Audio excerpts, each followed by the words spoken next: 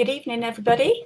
I'm Tony from Iden Spirit, and welcome to the first of many Ask Our Therapist sessions. So many of you know that we have tutors and therapists that work from Iden Spirit, and our plan over the next few weeks is to do interviews with most, if not all of them. So you get a chance to ask all those questions that you've always wanted to ask. So tonight's guest is Kelly PC. She's a dynamic, well-respected and very knowledgeable crystal healer. She's very intuitive. She does dowsing and many, many other things, which she'll tell you all about. So welcome everybody who's watching. If you have any questions for Kelly, please type them in the comments and I will ask her on your behalf. And yes, so without further ado, I will introduce Kelly PC. 2 seconds. And here's Kelly. Welcome, Kelly. Hi, Tony. Lovely to see you, and thank you for having me on. That's okay. You're our first guest. Woo! So, sorry. Yay!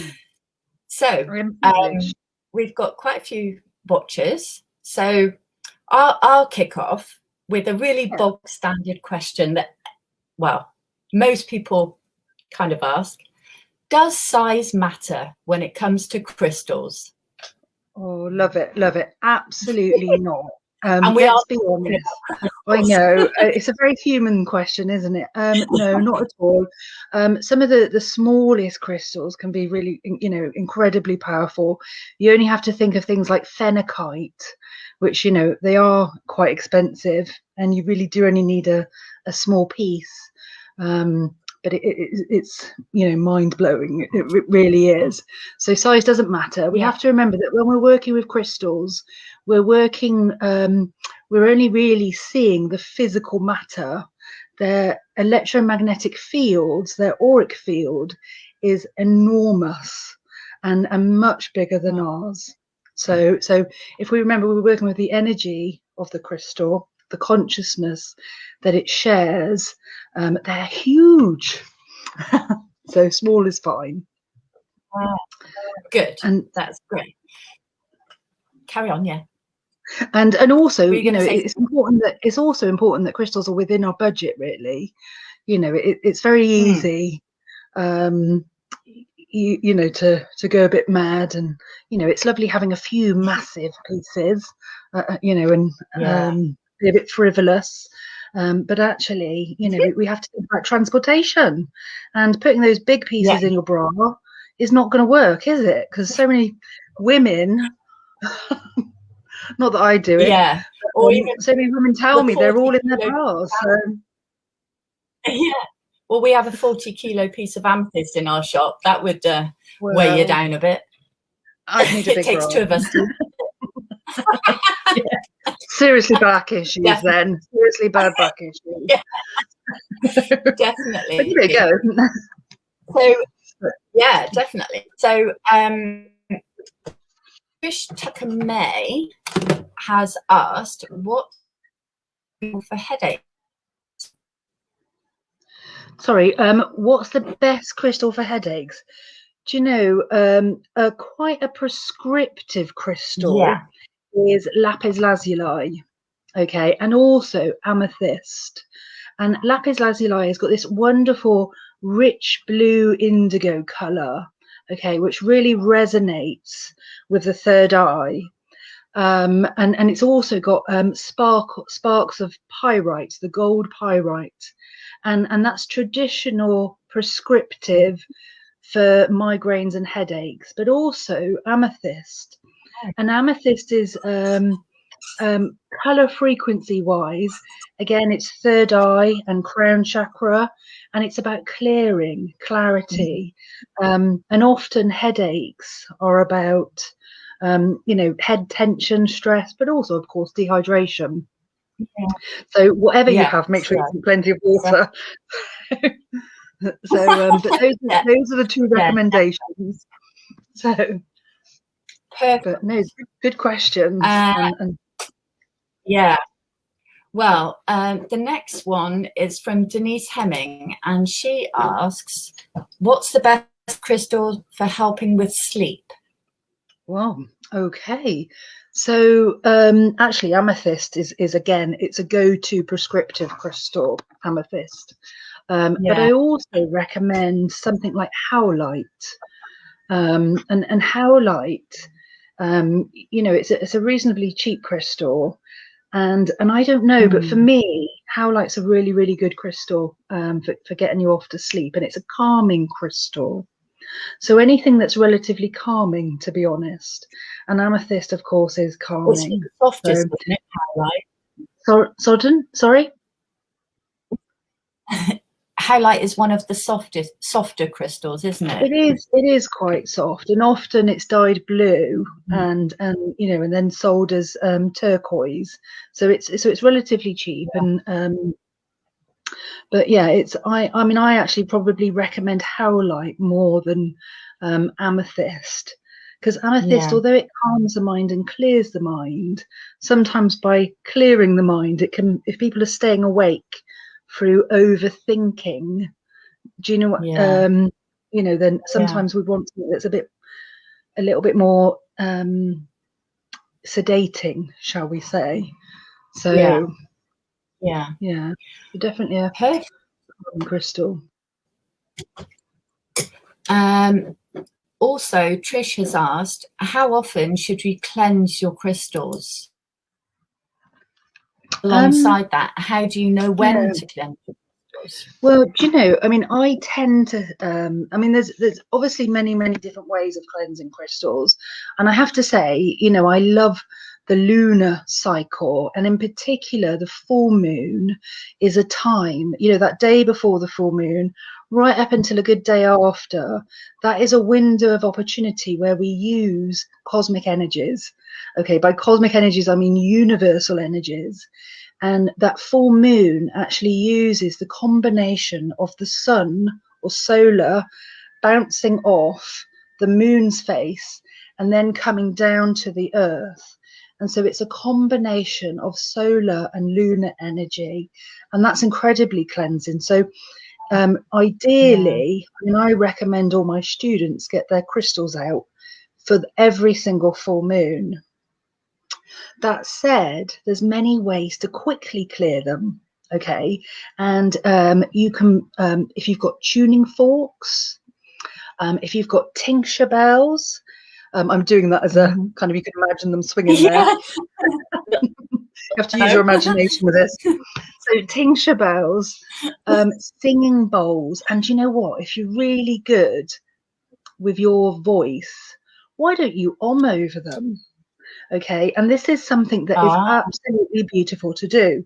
So all you do, okay, I'm a bit embarrassed about omming, okay, but what you do is you get the crystal and you pop it on your hand, and you can imagine that simply by omming over it, you know, this is the creation, the sound of creation, and you can imagine that you're literally resetting your crystal. Okay, and so, you know, and I always like to speak to my crystals and sort of say, you know, come on, you know, I want to give you a blessing, or I'm going to put you in the full moon. And I know that seems absolutely barking, but just because we can't hear the energy or the communication from crystals, it doesn't mean our thoughts are not connecting with them. Now, all of nature has a different language to us, and that energy, that language is vibration. It's quality of vibration. So when we send love and gratitude to a crystal, we're actually, you know, we're connecting with it. So quite simply, by holding your crystal in your hand and then over it, as long as you've not had loads of garlic breath, I'm sure it won't mind garlic bread. But literally, we literally say chant Om. Okay, and so it's like Om. And you can do that for as many times as you want. I like to do it in sets of 3. And you can just imagine that the vibration of chanting over it is going through the crystal, okay, because it's an energy sound. So sound healing is a really quick way, and of course smudging.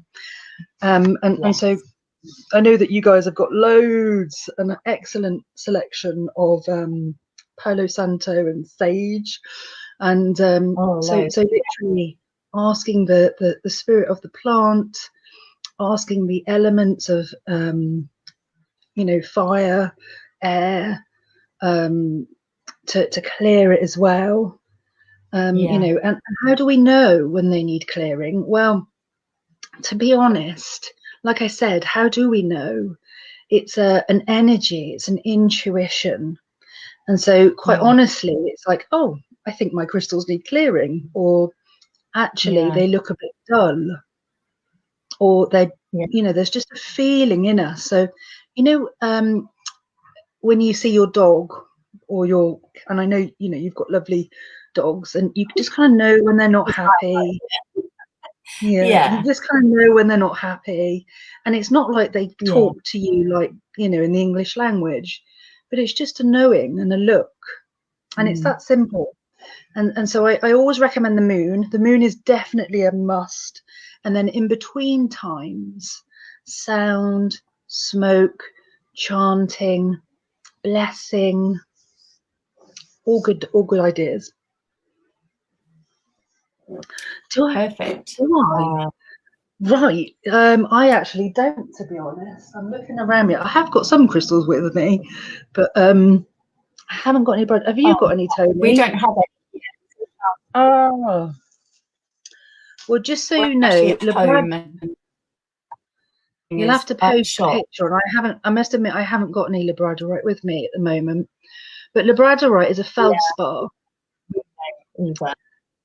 And feldspar means it has different planes of light reflecting off different levels within it.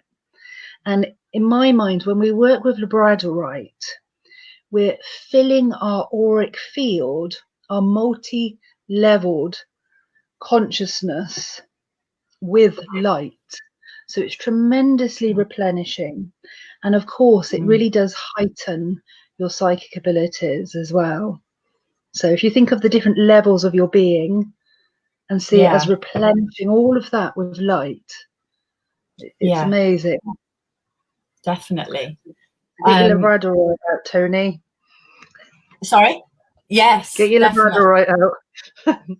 So Jodie has asked, I'll pop it up in a minute because it's a long one.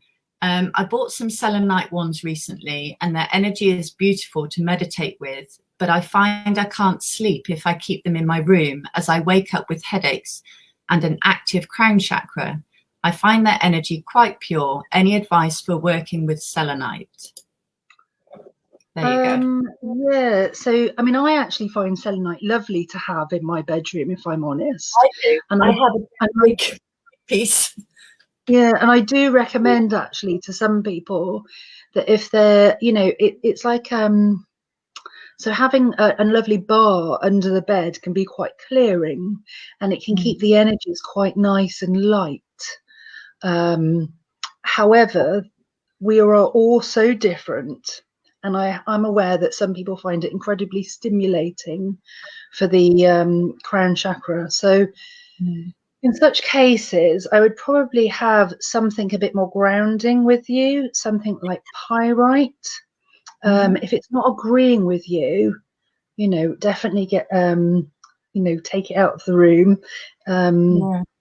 It's a real shame because obviously it is a lovely clearing, emotionally calming crystal, but it is high frequency. And so maybe something like pyrite, massively protective, massively grounding.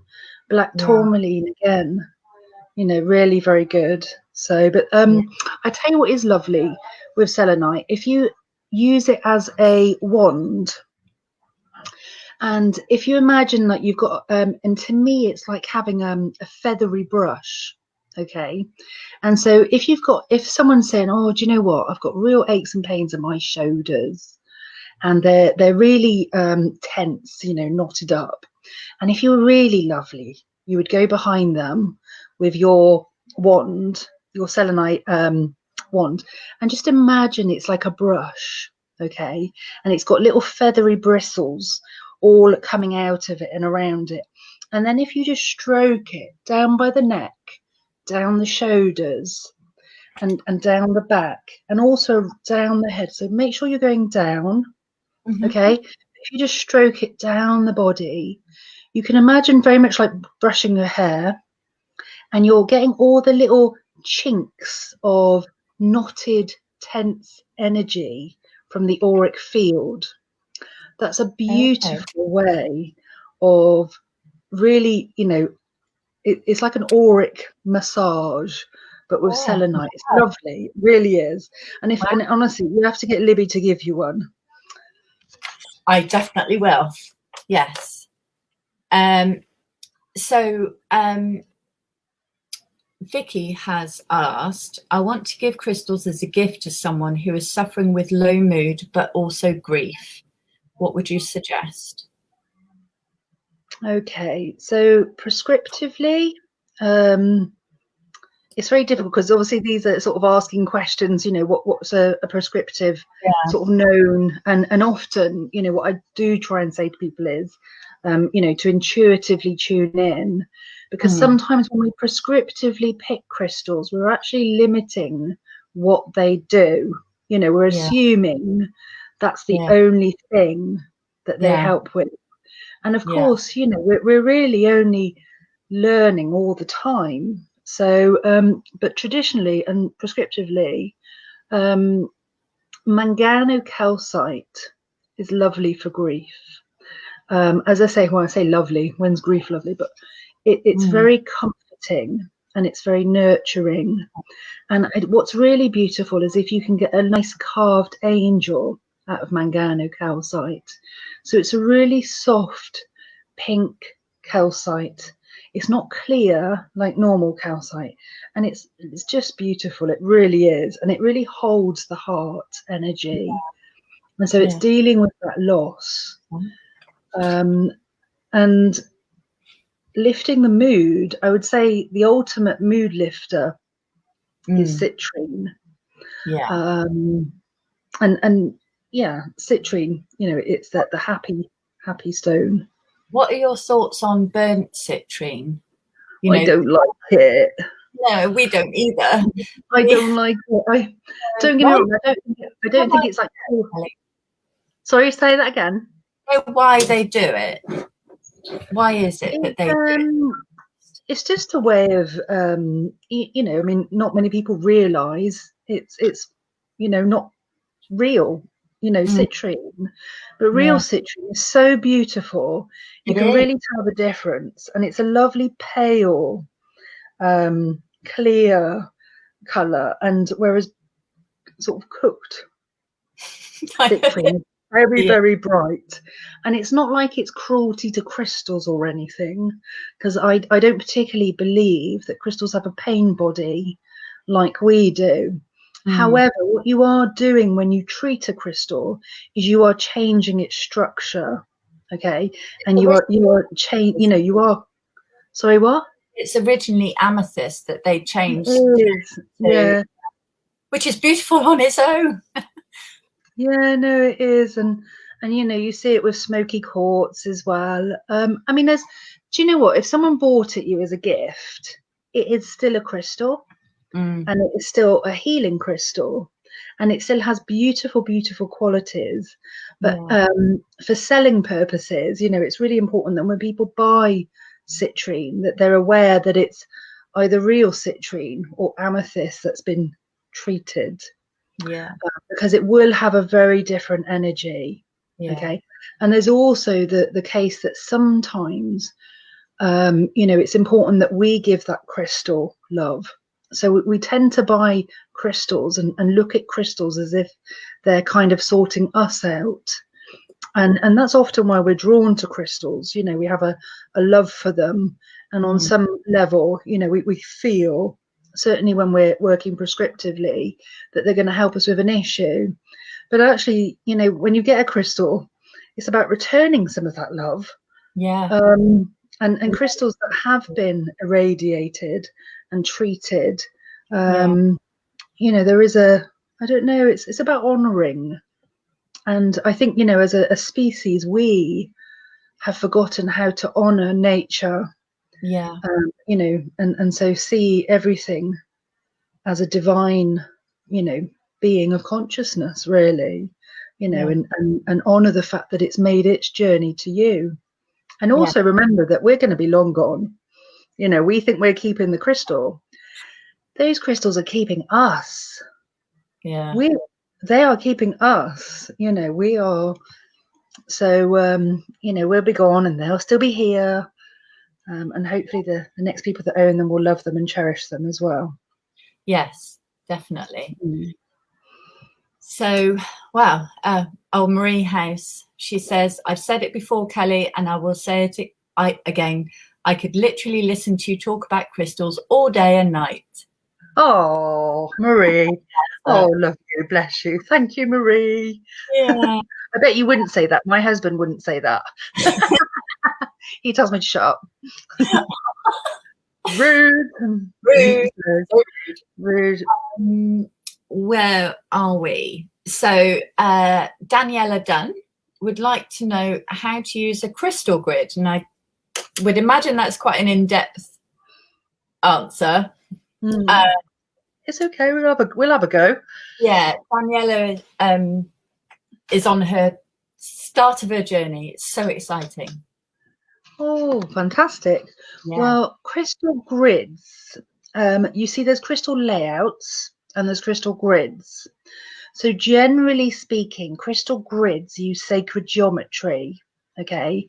And sacred geometry are two-dimensional representations of creation, okay? So the most common one that people choose, or the common ones, are either the Flower of Life or Metatron's Cube. And unfortunately, sorry, I haven't got any here to hand to chuck up and show you. But they are. Pardon? We haven't either. It's surprising what you don't have at home. I know, it's like, gosh, I really need like everything around me. But the Flower of Life is a blueprint for creation. And so when you work with the symbol, okay, you are working with something that it's the very recipe of how life takes shape and form. And if you add to that crystals, well, crystals have been formed over millions and sometimes billions of years. And the way they are formed, they are so strong. You know, they really, their energy is so resilient. And when you add to that, you're working with crystals like quartz. Quartz is an amplifier, and it amplifies and it transmits and it receives your intention. Okay, so quite often we create for distant healing, we would maybe use say a Flower of Life, and I would maybe put a person's name underneath it, or a lovely picture of, well, it doesn't have to be lovely. There's no lovely pictures of me there, but a picture of them, okay, or even their address, and just something, and you can imagine that's like a GPS, that's like a homing pigeon to that person. So you put that underneath the symbol, and you know, I mean, I know you do wonderful wood. And yours are just amazing. And the fact that you do them by hand just goes to show the love you put in. And so, do you know, sacred geometry, drawing it, let alone doing what you're doing, hats off to you, Tony. Yeah. So it takes even longer than metal ruler. Oh God, I bet it does. Yeah. It takes even longer to. Well, the straight lines on Metatron's cube with a metal ruler, making sure it doesn't get hot, and you're like, So it's free actually. Yeah. Well, I'm absolutely useless at drawing circles, and so if you ask any of my students, and you know, in sacred geometrical when we're learning sacred geometry, you know, my circles are just really dodgy.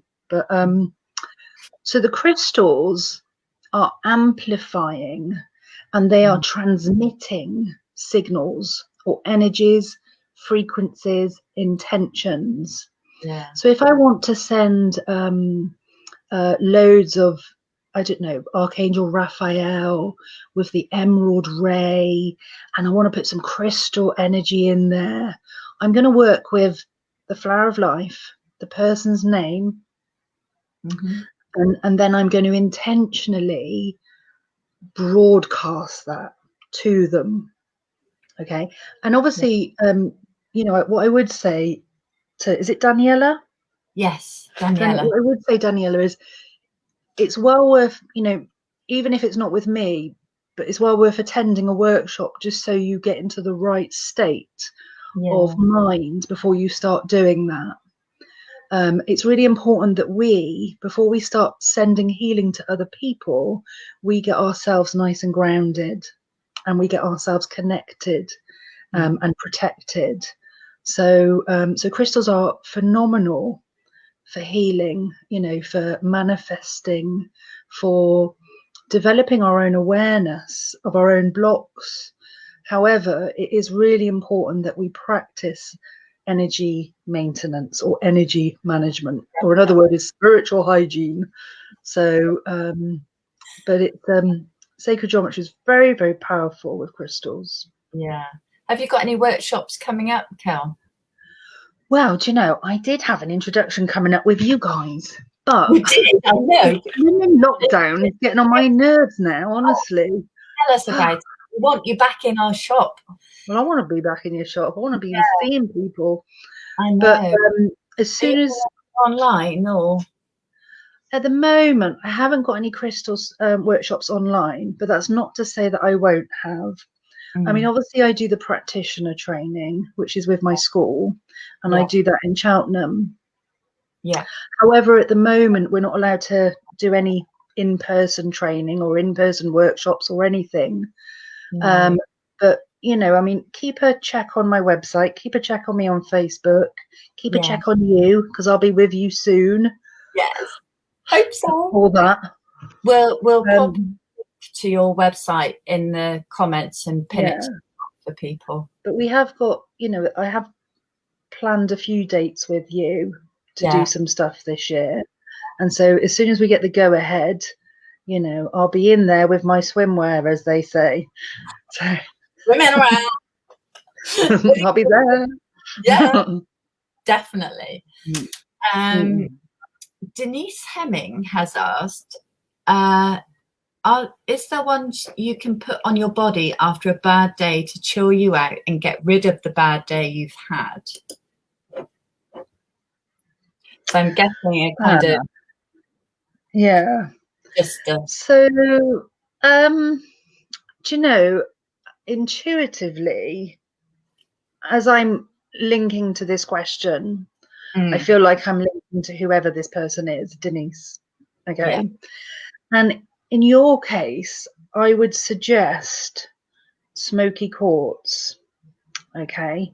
Because smoky quartz is about grounding, it's about calming, and it's actually very clearing. So often when we're really stressed, our energies are all up here, and it creates a tightness around the head.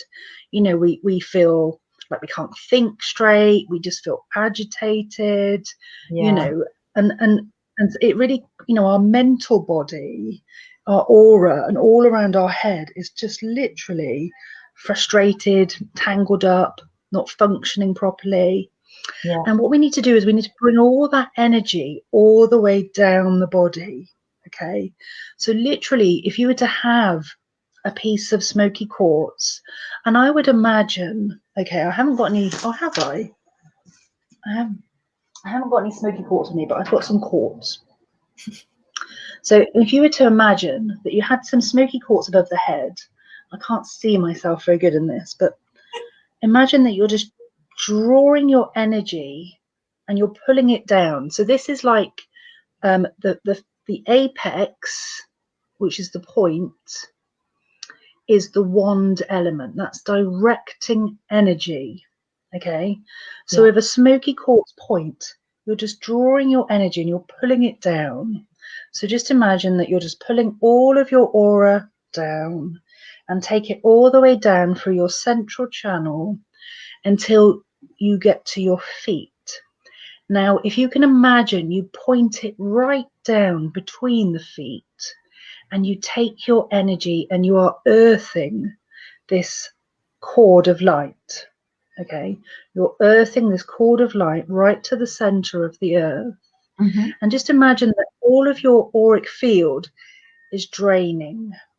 Okay, and it's not like we're having a dump on earth, you know, dumping our energy. What we're actually doing is we're getting rid of excess energy.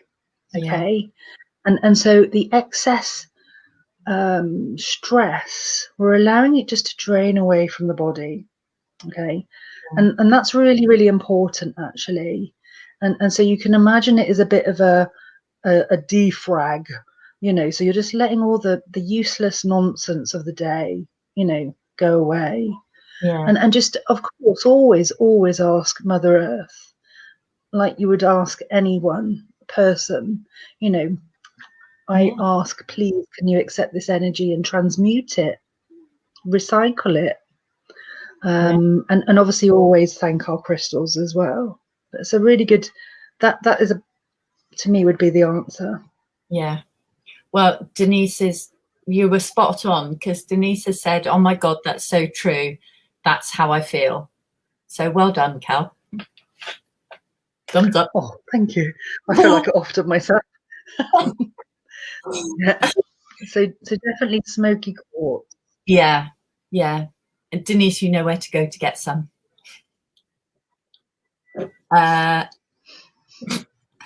Philippa Newby has asked, my memory is rubbish and I struggle to remember which crystals are good for which ailments. Is there a method to it or just repetition? Oh gosh, so for remembering, she struggles to remember which ones do what. Yeah, I think. Yeah, I would. Do you know what? I would probably do your own little directory, Philippa. So what you do is, say you've got 5 crystals, okay? So I would personally, what I would recommend is that, you know, you might have some rose quartz, you might have some smoky quartz, you might have some citrine, you might have some malachite, maybe a lovely piece of sodalite, lapis lazuli.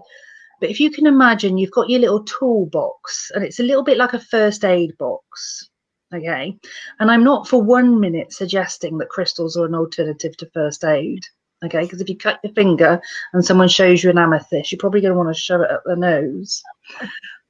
But it is nice to have a selection and to work out for yourself what they do.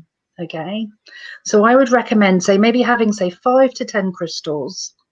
Find out what those crystals are. Read up maybe in one of the different authors' books. And so there's, you know, we have loads of authors in the UK: Hazel Raven, Sue and Simon Lilly, Judy Hall, Lauren De Silva, Janelle Sciala, wonderful authors that have spent a lot of time, you know, really researching these crystals and the qualities. And so you could bullet point in your own little diary what some of the authors suggest that their qualities are. But also I would recommend that you connect with it yourself. And you could rate it, you know, if you really wanted to be quite an analyzer. But as for memory, I think Sudoku is quite good, isn't it? I'm joking with that one. Because I've got a terrible memory, I'm going to be honest. But thankfully, it's a good idea. You know, to do your own directory. Yeah, that's a really good idea. We're always being asked in the shop, what does this do? And it's like you just have brain fog, and you just think, amethyst. What do you use amethyst for? No. simplest of crystals, and your head just goes completely blank. So yeah, that's a very. If you could have like 5 bullet points from other authors or from, you know, a crystal therapist or crystal teacher, and then have your own 5 bullet points. And I do recommend that you give that crystal time, okay? And so having a week long relationship with that crystal, you know, might be necessary, where you sleep with it.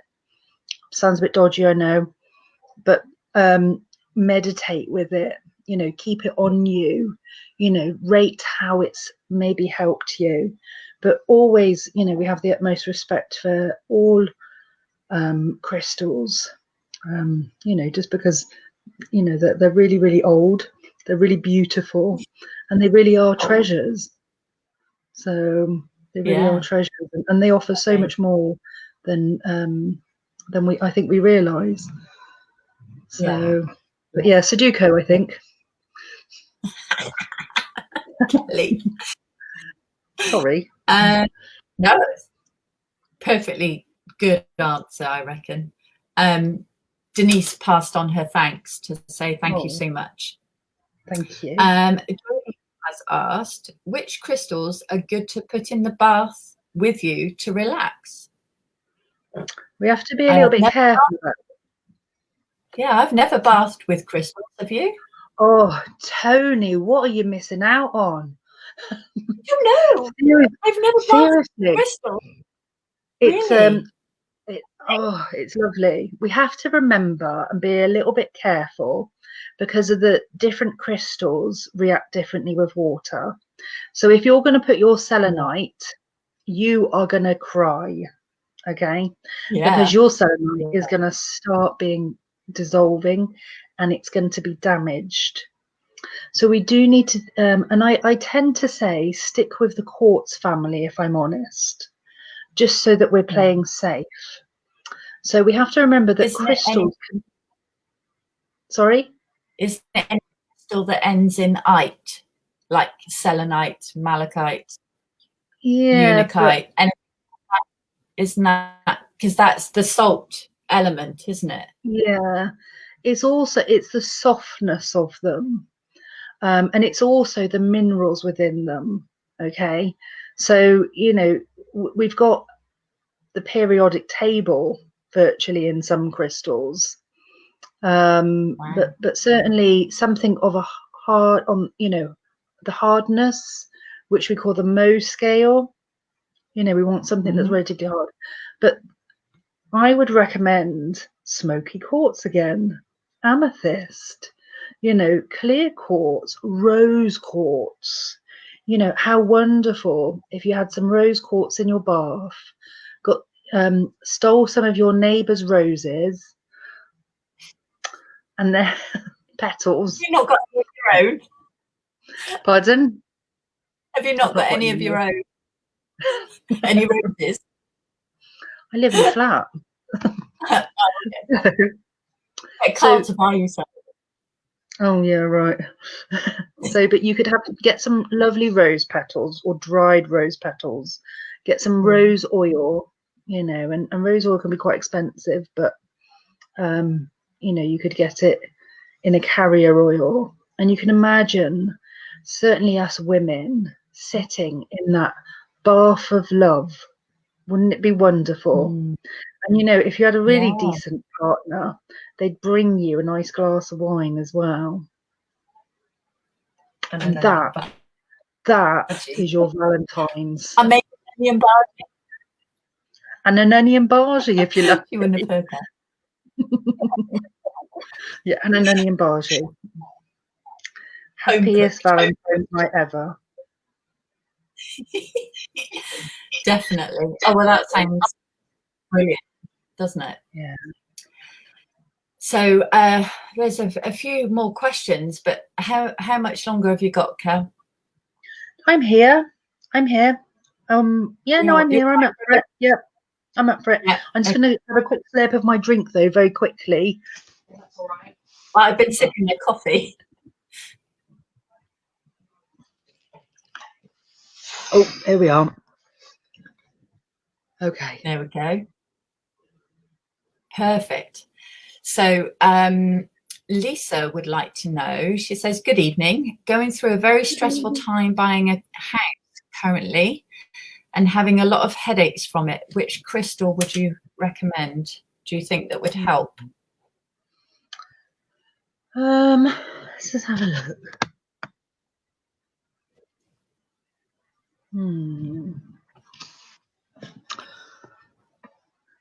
So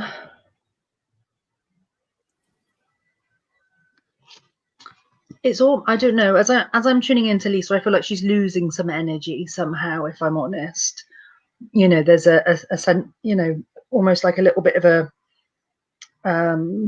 you know, so very simply, you know, we have an auric field around us, and sometimes the integrity of our auric field can be you know, not quite so strong or robust and healthy as it should be. And what happens is, you know, and when we're fit and healthy, our auric field is fit and healthy, and it houses our consciousness. But when it's not, you know, there's a vulnerability. I would probably recommend something quite strengthening for you. I feel like there's a need to sort of strengthen your energy field. I said earlier about labradorite and how it feels the different levels of our auric field with light, and it's a replenisher. But I also feel with you something that's kind of maybe like a jasper or an agate, because it's about resilience. Okay, so you know, moving home is one of the, you know, the top 3 most stressful things you can do or have in life. And you know, so it's not that we can't change the stress around us, but what we can do is we can make ourselves more resilient to it. And so working with something that's going to build that core stability. So jasper, you know, red jasper, yellow jasper. Jasper is a crystal that you need to keep on you for long periods of time. Okay. And definitely sleep with jasper. You know, it's going to, you know, but there's also a little bit of a level of, I feel like there's a little bit of energy leakage, if you know what I mean, like a little bit of auric repair needing to be done. And for that, I would probably recommend some labradorite. So, but it's, yeah, I mean, it's a very stressful thing moving. You know, and thankfully, and we don't want to do it too often. And you know, during this particular time of our history, it's, you know, everything's a little bit more fraught, but certainly building up your resilience. So anything like jasper or agate would be really, really helpful, and something that's going to replenish you. I mean, ruby and garnet are energizers, but the thing is they're going to energize you, and if your aura is not quite so stable, it will leak it out and it won't last. So we want that kind of slow burning energy, and also to do a bit of auric repair. Yeah, definitely. I hope that helps, Lisa. Robbie has asked, what crystals are best for depression and anxiety? Well, that's a speciality of mine, actually. So certainly anxiety and depression are something that, you know, I've experienced myself.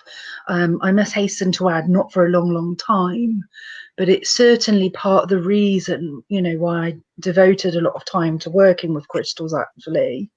And some people say, you know, anxiety, again, it's mental energy. It's, you know, that kind of confusion, and our energy is all up here, and it's all sort of murky and cloudy and can't think straight.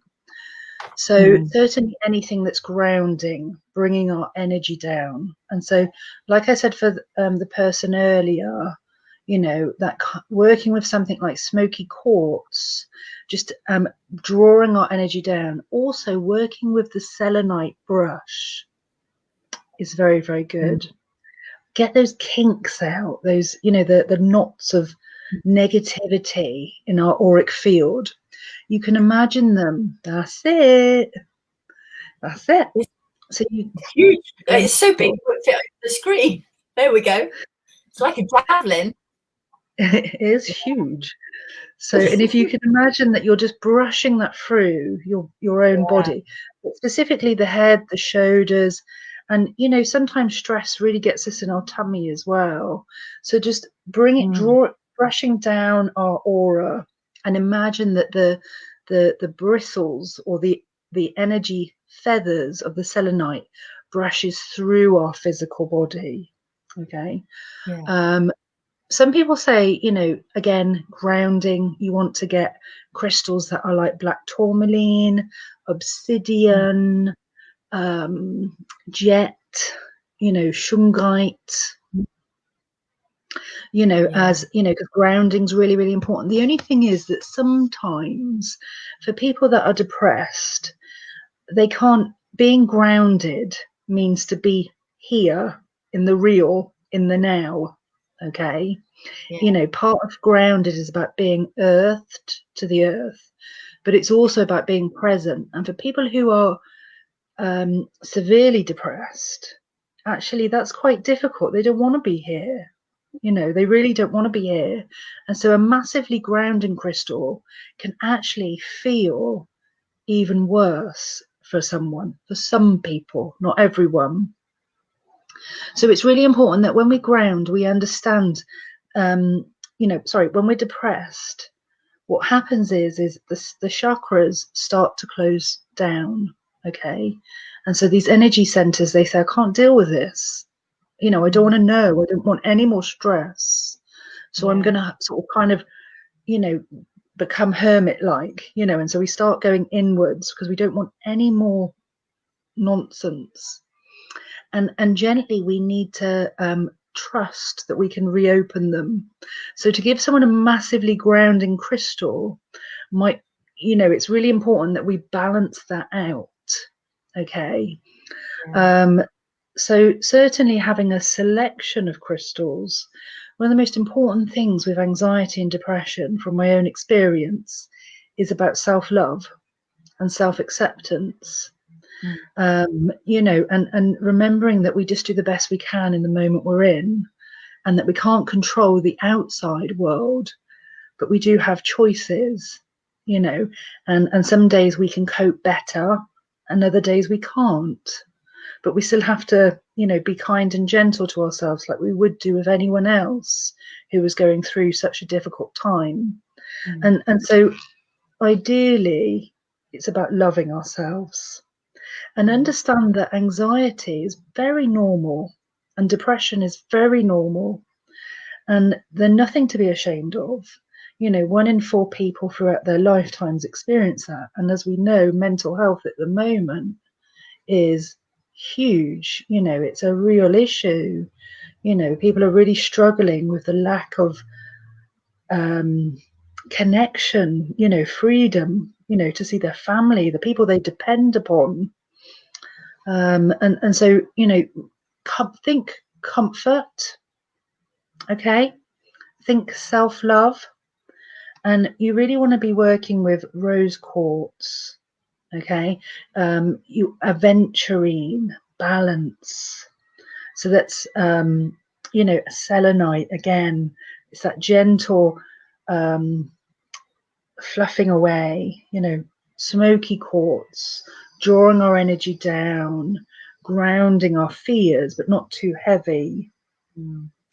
Amethyst, you know, opening up the mind to new potential ideas. Citrine, you know, definitely lifting up the mood. And carnelian. And the reason I say carnelian is because carnelian stimulates the sacral chakra.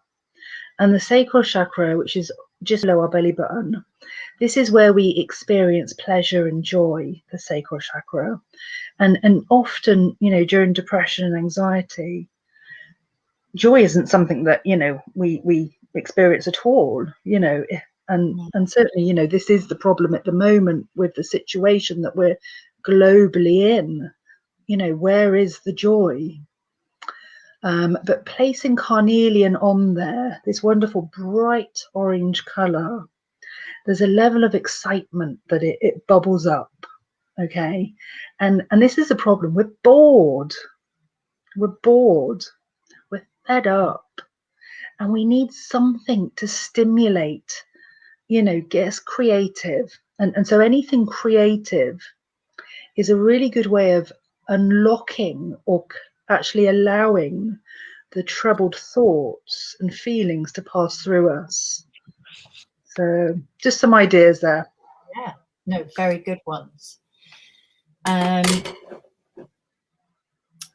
So Tamara asks, she's new to working with crystals and was wondering, is meditating the best way to work with them?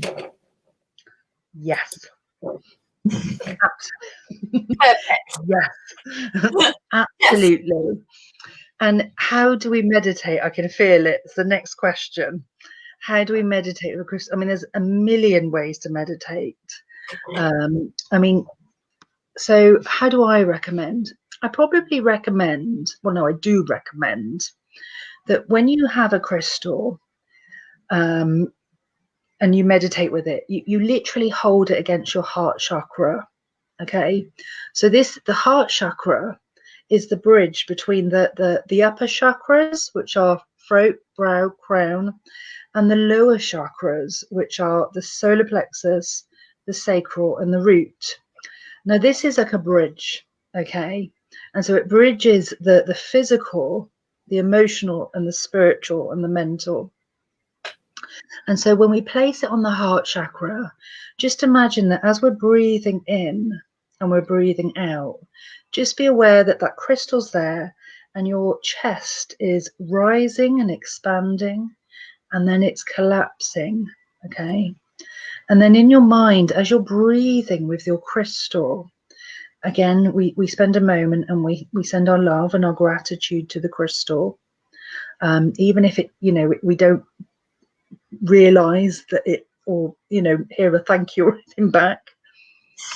But and then we very much just ask the crystal to connect with us, you know, and to merge with us and to become one with us. And just imagine that the crystal itself is just entering the heart chakra. And then imagine that the crystal energy actually, which we know is enormous, much bigger than your aura, any of our auras. Just imagine that the auric field, the electromagnetic field around it, influences our electromagnetic field. And by influence, I mean we become one. Okay, so the electromagnetic field of the crystal is far more stable than ours. Okay, it's a lot older. Those molecules have been taken a long time to create. I'm 44. You know, that crystal might be 2 million years old. And if I've got that crystal around me, you know, that electromagnetic field is going to be causing my electromagnetic field to go into coherence with it, as opposed to the other way around. And so just to, you know, that's a really good way of doing it.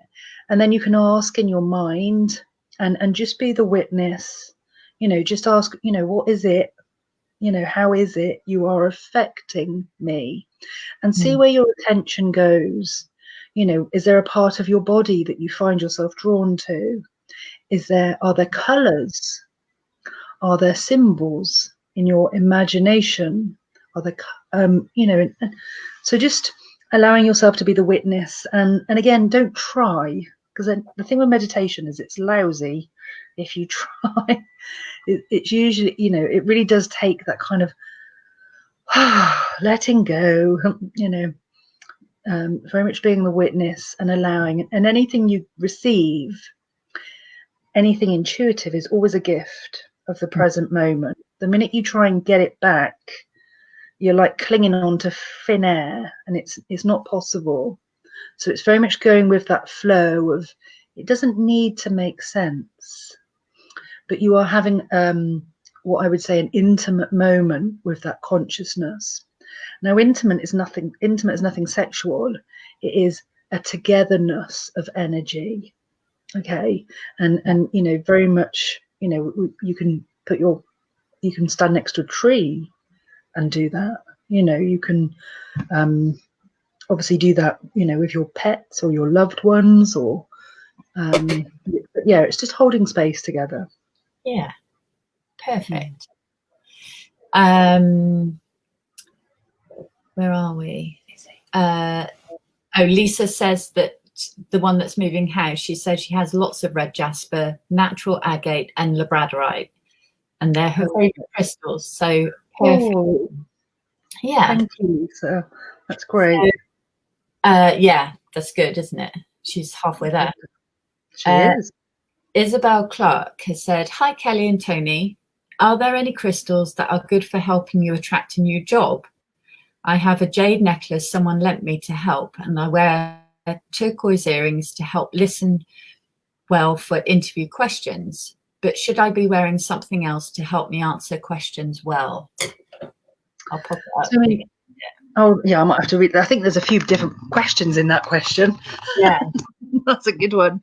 Okay, so attraction is a citrine. Okay, so for manifestation, you know, we need to think that when we're attracting or manifesting, we need to match the vibrational quality that we want. Okay, so if you have a very gloomy outlook, okay, your energy field, you know, is not quite so positive, it's not quite so bright, and it's not so magnetic. When we have a, you know, and so, you know, thinking along the lines of topaz, citrine, you know, even you know, some yellow calcite, anything that's just going to lift us up, make us a little bit more buoyant in our mood and the way we see the world. That's definitely going to help. The thing is that when we have a crystal, we work with a crystal, often people tend to work with them passively. And so, you know, we feel that simply by holding the crystal, it's going to support us. Now, that is true to an extent, but nothing beats co-creating with a crystal. Okay, and by co-creating, we develop that relationship, that energy, like we just said in the last one, where your energy and the crystal's energy really collaborate together. So that's something, you know, I can't stress enough when we work with crystals. So let me just see. So it's about getting your vibrational expectation as a reality now. Okay, I'm not keen on the term fake it till you make it, but what I do think is that we need to clear the sort of gloomy expectations, the more pessimistic, you know. I'm very much an optimist, if I'm honest, and sometimes an optimist, you know, there's the realist, and the realist, I think, you know, the glass is half full, and the pessimist, you know, the glass is going to empty soon, and the optimist thinks it's fine, it's going to fill up again in a minute, and it's going to keep filling up.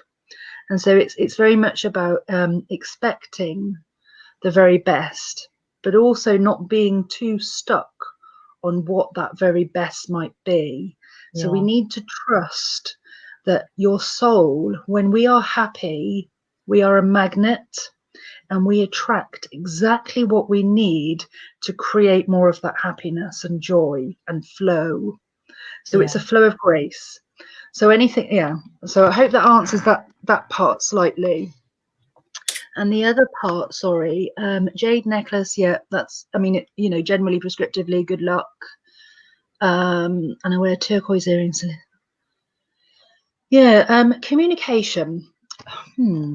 So, I mean, obviously we tend to think of the throat chakra about communication, and we do tend, you know, we can attribute certain crystals to supporting communication. And actually, the throat chakra does govern our ability to listen properly as well. So it's not only about speaking, but it's listening. turquoise is very good because it connects the heart and the throat. So yeah, that is a good idea. Also, things like sodalite, I think, is a really good crystal. Sodalite, in my experience, is about enhancing compatibility. And so whenever you meet someone, okay, we pretty much draw up the minute we're with them. There's a conclusion, of what if we get on with that person or not. Okay. And it's lovely to be proven wrong, but we're not often proven wrong. And so if you go in there with a mindset of compatibility, okay, and so again, go in there expecting to get on with them, and sodalite's very good for that. I find it's naturally passively supportive for that.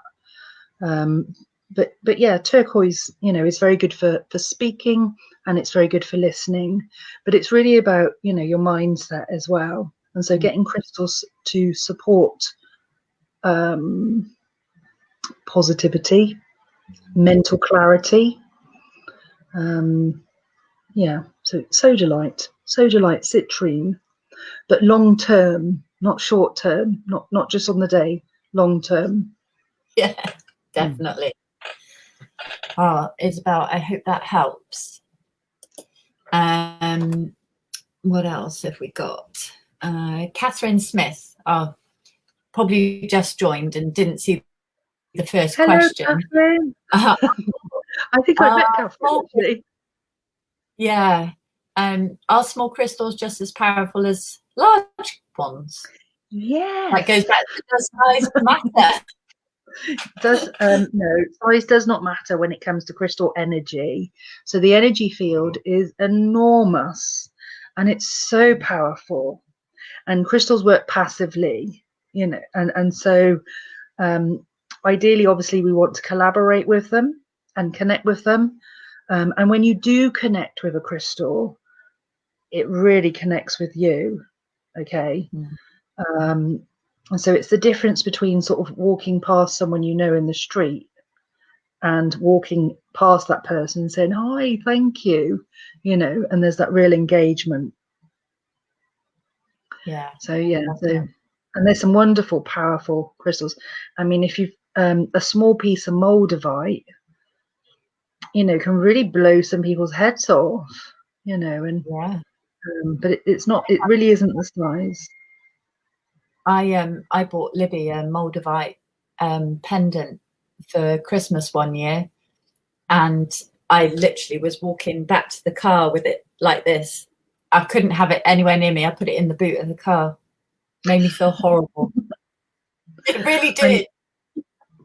I never forget my husband. He's really not as sensitive to crystals, but he did fall in love with a moldavite.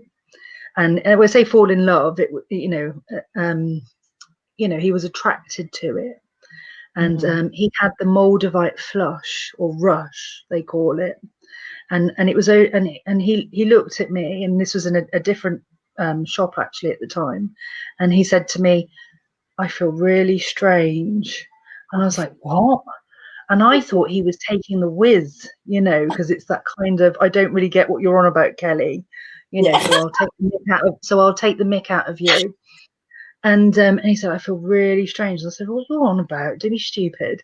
And he said, I really feel like my heart's gone into palpitations and I can feel all the blood flowing. And I tried not to laugh at him too much, obviously.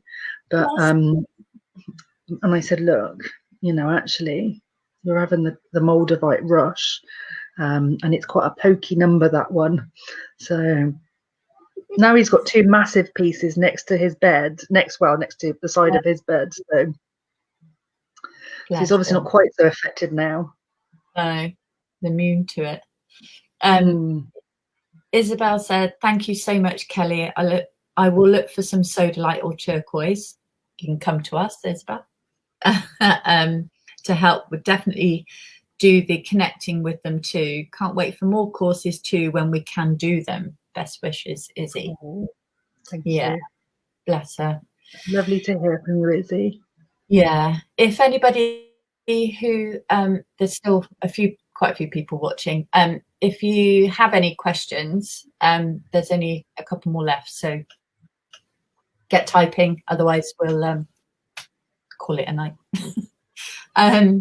Denise Hemming says, "What would you recommend for the living room to chill out the whole family so my house feels calm?" God. At the moment, that's quite. I mean, yeah. I mean, there's a few different ideas, to be honest. I mean, the problem with our modern culture, sort of society, is that we have a lot of electromagnetic stress energy, electro stress, or techno stress is another word for it. And so often, you know, in our homes, I mean, when you think about how many laptops, how many mobile phones, how many, and all of those, the electrical energy that they're emitting is not nature energy. You know, it's not natural energy. And you know yourself, Tony, that when you sit on your laptop for a long time, there comes to a point where you start feeling irritable. Okay, so you know, at the moment, you know, we're in lockdown, people are at home. Our only stimulation or sense of connection to other people is with technology, you know, and thank heavens we've got technology, to be honest. However, the downside is that it actually stresses out our body. You know, it really does stress out our body physically, emotionally, and mentally. And so, if I'm honest, you know, one of the biggest services you can do to your home and to your family is to deal with the techno stress or the electrical stress of having a modern household now. And so, I mean, my daughter's got an iPad, she's got a phone, she's got a laptop. And we've probably got like 4 laptops in this house, in this flat. And, you know, put on that smart TVs, mobile phones, it's just horrendous. And we're all on them all the time because it's our connection. So, so there's a few ideas, okay? Shungite. Shungite's amazing for harmonizing electrostress, okay? And the actual it's great for organizing energy, it's great for harmonizing energy, it's great for grounding energy, and it's also great for clearing energy. So having shungite, and it doesn't have to be a top grade shungite, but certainly having some shungite on electrical devices or taped to electrical devices is quite a good idea. Or, you know, and some people like to buy pyramids or blocks of it, you know, quite big ones, and they put it on their Wi-Fi or next to their computers. The other thing is anything that is ionizing, so salt lamps. Okay, now salt lamps need to be used for long periods of time. You know, it's no good flicking that salt lamp on or putting that candle on, you know, for an hour.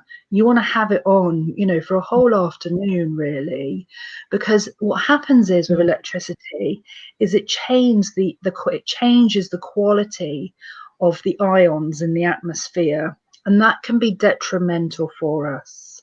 And so we want to transform that back, you know, and so anything that's ionizing.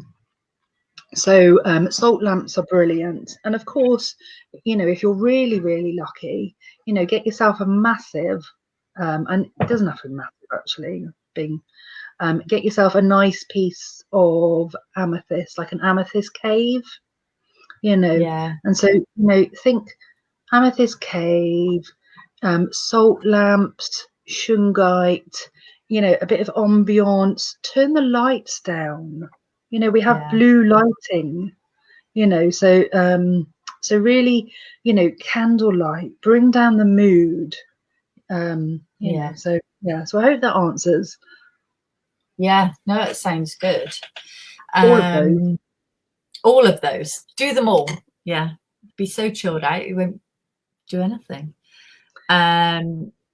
Oh, Catherine, just going back to your question on size, she says, what is a Lemurian crystal?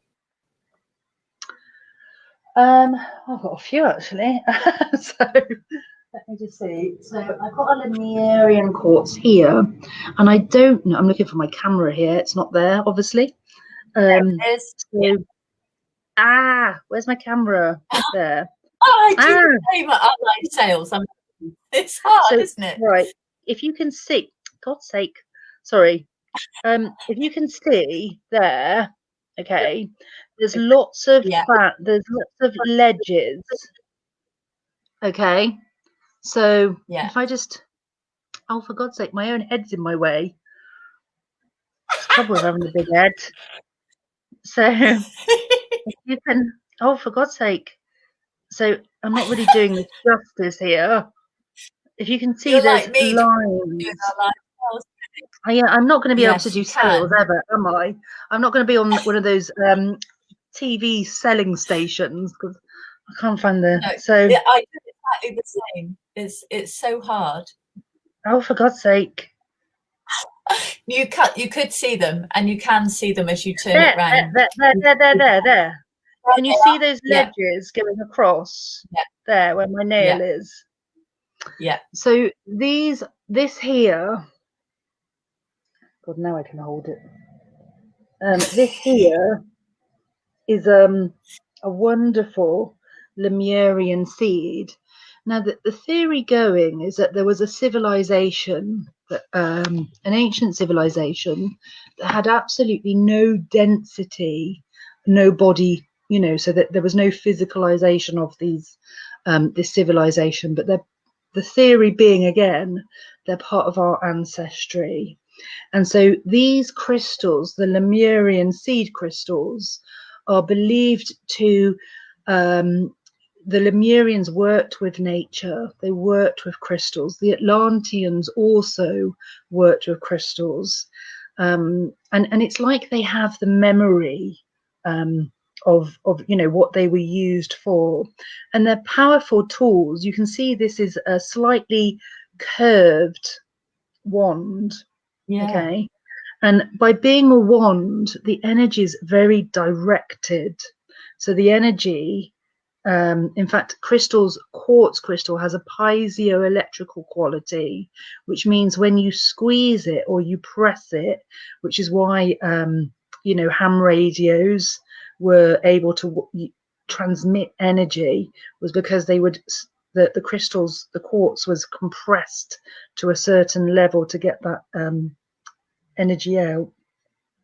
But what we feel is when we hold a crystal, particularly quartz, for any long period of time, it starts to vibrate in our hand. Sometimes people say it feels like a pulsing. Okay. Other people, it's like a fizzing. And it very much changes temperature. So whilst we might expect a crystal to get warmer, sometimes it actually gets cooler. It's a strange phenomenon. And neither hot nor cold are bad. They're just telling us that there is something taking place. But working with Lemurian seeds in particular are for accessing the wisdom and the knowledge of that ancient civilization, and using these as powerful healing tools. So I remember my first time I bought a Lemurian seed, and I've still got him. And I've had him probably for about 15, 16 years. And in those days, they're really expensive. I paid an absolute fortune, and I haggled. I'm not a good haggler. And this Lemurian seed is, it's got this lovely pinky, watery feel about, and the Lemurian seeds that we see these days, there's some quite very, very clear ones. And also, you get the much more feminine, softer, whitish ones. Whereas it used to be, they were all very pink or peach or tangerine. But great to tune in. And these little steps here, it's like ladders. Okay. And the theory being is that you use your fingernail, I'm trying to get my fingernail in this blooming camera picture now. You get your fingernail, God, and you put it up. But I'm there. You put it up, Yeah. crystal. Okay, and as you're doing that, you really feel into the groove. And imagine that you're taking steps up through dimensions. I mean, I can actually feel that's really affected my crown chakra already. Okay. Yeah. So to tune into Lemurin, you use your fingernail and feel each groove until you get all the way to the top, and feel how your channel opens up. It's really important you're grounded before you do this. Okay, so to ground, imagine your roots going deep down into the earth. And when you feel held and grounded, then do that. And to come back down, gracefully come down step by step, until you get right the way down into the earth, so you can imagine your energy settling back into your body until you feel present and connected with the earth again. So, but it's about connecting with that timeless wisdom, So fascinating stuff, ancient civilizations. Amazing. Really, Wow. and these are powerful tools. Incredible. So, absolutely incredible. Well, I think that's just about all we've got time for.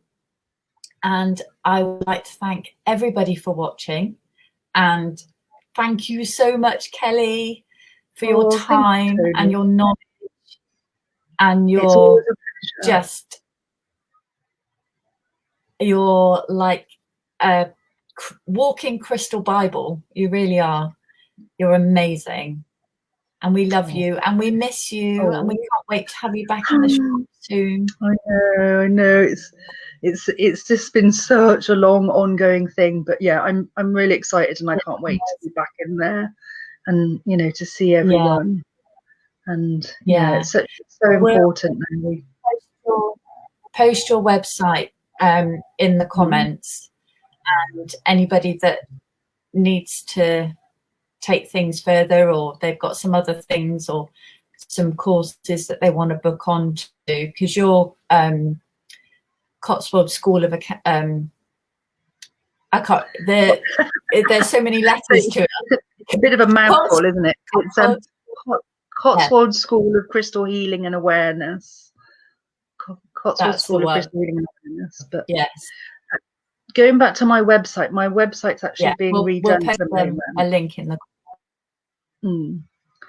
Sorry, Tony. I was just saying my website's being redone at the moment. Well, so you can put kellypc.com. Oh, okay.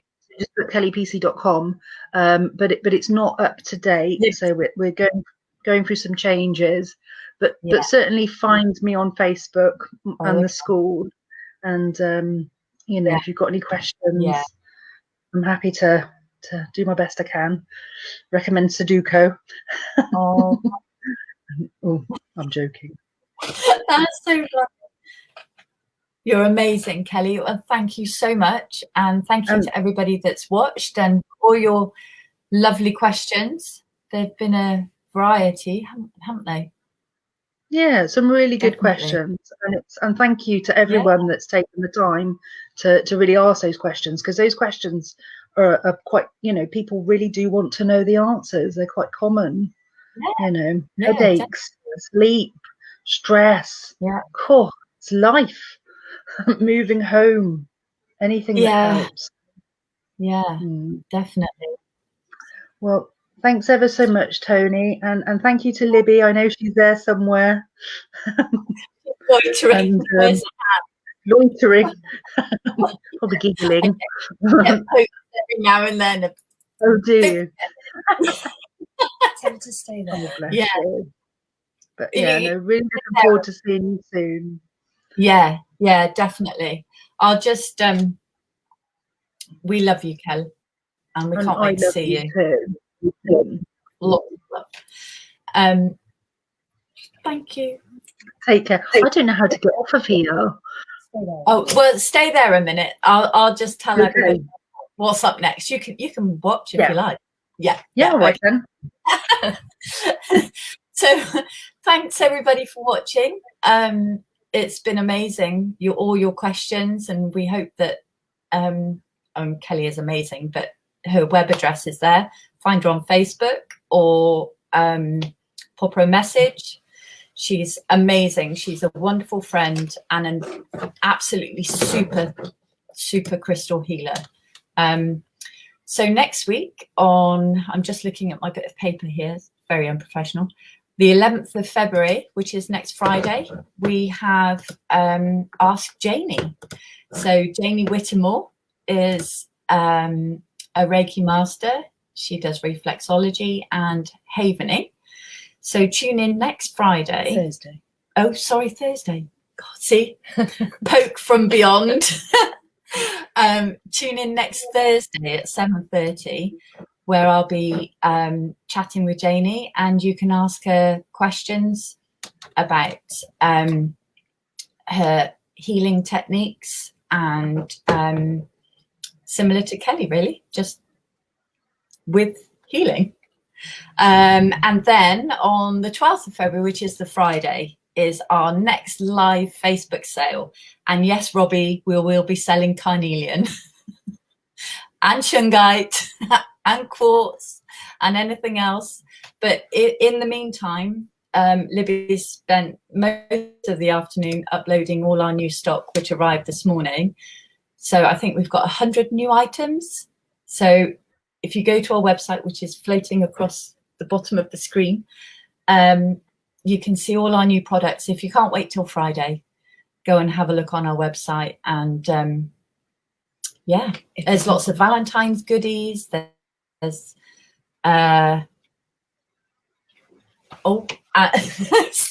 getting the finger again. Yeah, so if Kelly has suggested any crystals that you think you would like, and if you can't see them on our website, because we tend not to put our rough crystals on our website because they are one-offs and generally they're hand-picked. Tumblestones are on our website, which is not a problem, but if you would like any crystals, we've probably got them, and if not, we can get them. So pop us a message or check with Kelly. Either way, it's all good. Yeah, that's it. I think. Hey, Tony, I've just got one more Kelly. recommendation.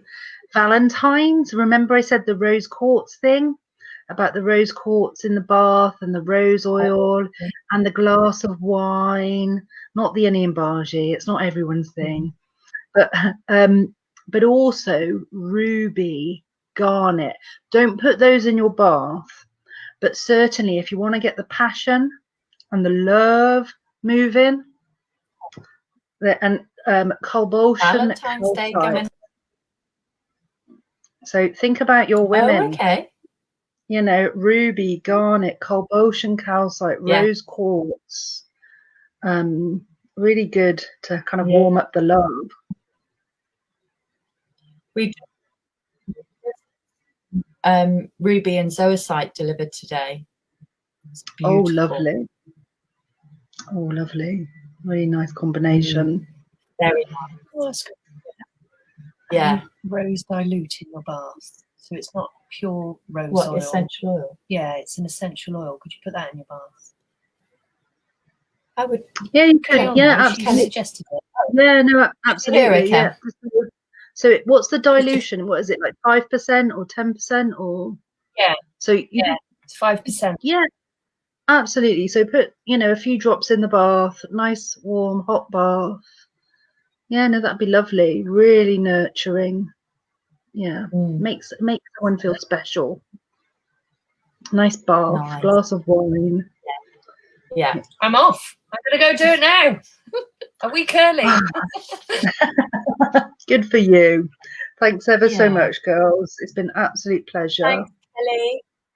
It's been amazing to spend almost an hour and a half with you. Thank you so much for your time, and thank you to all our viewers, and we'll hopefully see you soon. Take care. Lots of love. Love. Hopefully see you soon. Bye. Bye. Bye. Bye.